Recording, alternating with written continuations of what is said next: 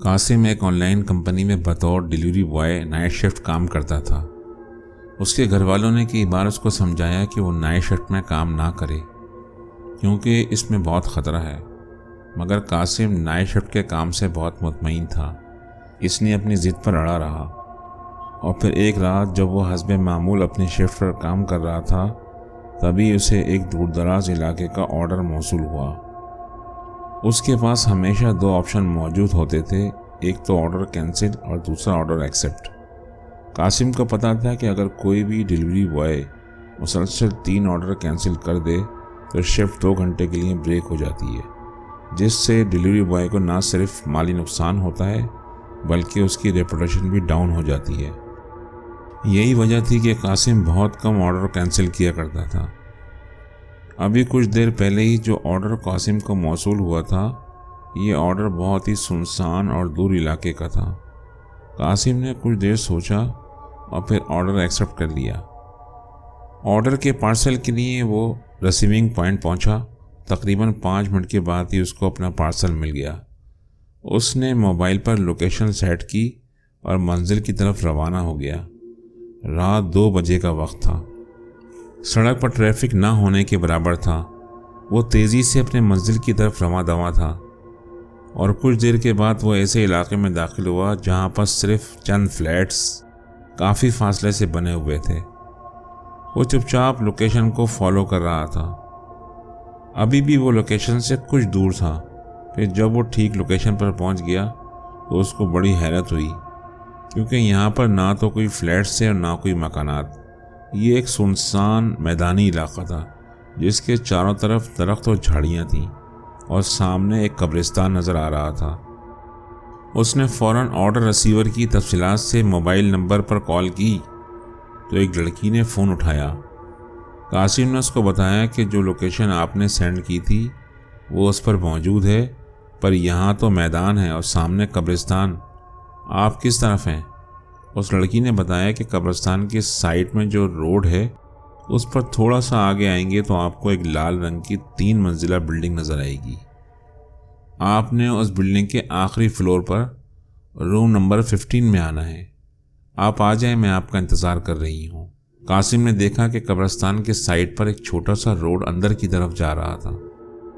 قاسم اس road پر آگے آیا تو اس سے ایک لال رنگ کی بلڈنگ نظر آئی۔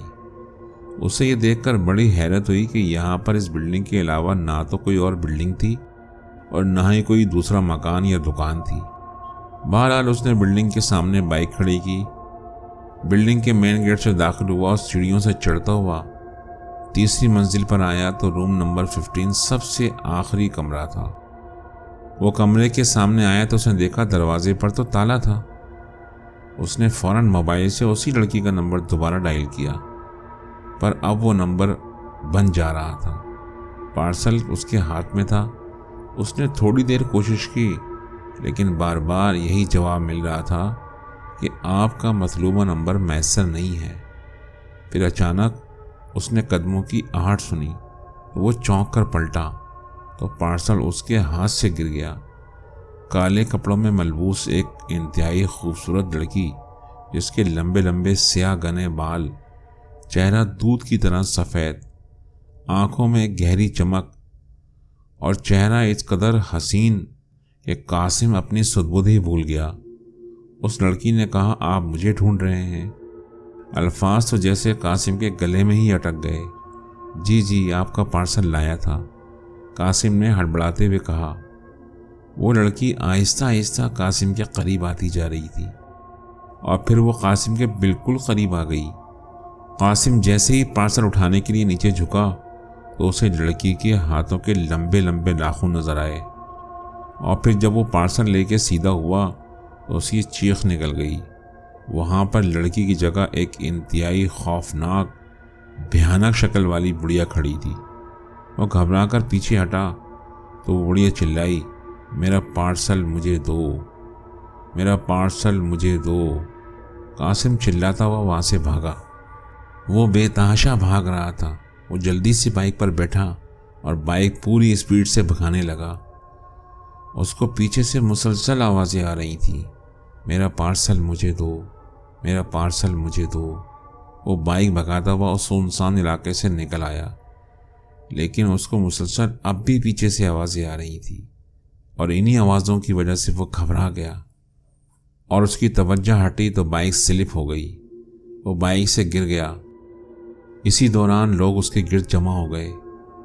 اس نے لوگوں کو سارا واقعہ بتایا تو لوگ حیران رہ گئے۔ انہوں نے بتایا، بھائی اس سے آگے تو سب ویران اور جنگل ہے، باقی رہا قبرستان تو نہ وہاں کوئی قبرستان ہے اور نہ ہی کوئی لال بلڈنگ، لگتا ہے تم نے جاگتی آنکھوں سے کوئی خواب دیکھا ہوگا۔ قاسم چپ چاپ وہاں سے واپس آ گیا۔ وہ پارسل ابھی تک اسی کے پاس تھا۔ وہ رات تو گزر گئی مگر وہ بڑھیا کا بھیانک چہرہ قاسم کے اعصاب پر ایسا سوار ہوا کہ وہ ایک نفسیاتی بیماری کا شکار ہو گیا۔ اس واقعے کو 1 سال گزر چکا ہے، لیکن قاسم ابھی تک زیر علاج ہے۔ گھر والوں کے مطابق قاسم اب بھی راتوں کو اٹھ کر وہ پارسل تلاش کرتا ہے، کیونکہ اس لڑکی کی آواز اب بھی اسے سنائی دیتی ہے جو اس سے کہتی ہے کہ میرا پارسل مجھے دو، میرا پارسل مجھے دو۔